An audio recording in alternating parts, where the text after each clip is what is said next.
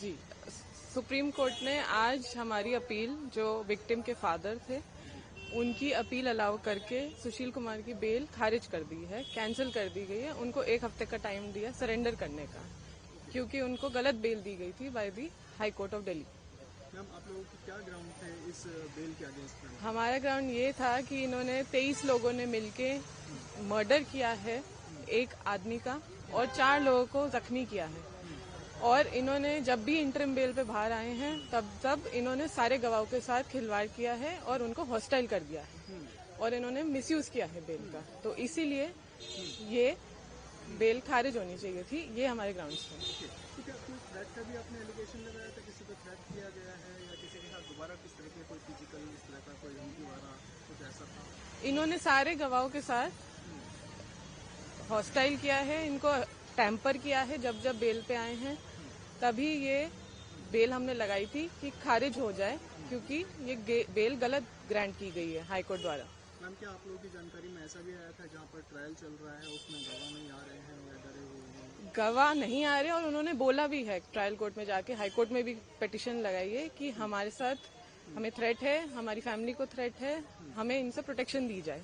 But उसके बावजूद भी इंटरिम बेल दी गई सुशील कुमार को और उन्होंने उस इंटरिम बेल का मिसयूज करके टैंपर किया एविडेंसेस के साथ। और मोस्टली सारे गवाह, पब्लिक गवाह सारे इसमें हॉस्टाइल हैं टिल डेट, इसलिए ये बेल आज कैंसिल करी गई। इंटरिम बेल पर चल रहे थे या रेगुलर बेल पर थे? अभी रेगुलर बेल पे थे और पहले ये कई बार ट्रायल कोर्ट द्वारा इंटरिम बेल ग्रांट किए गए हैं।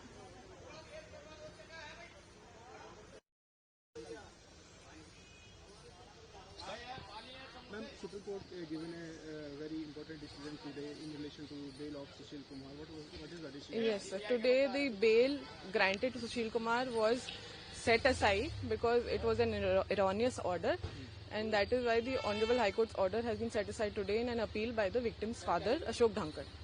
So, ma'am, what were your grounds to challenge the bail or for seeking cancellation the same before the Supreme Court? We were challenging that order on the ground that it was an erroneous order.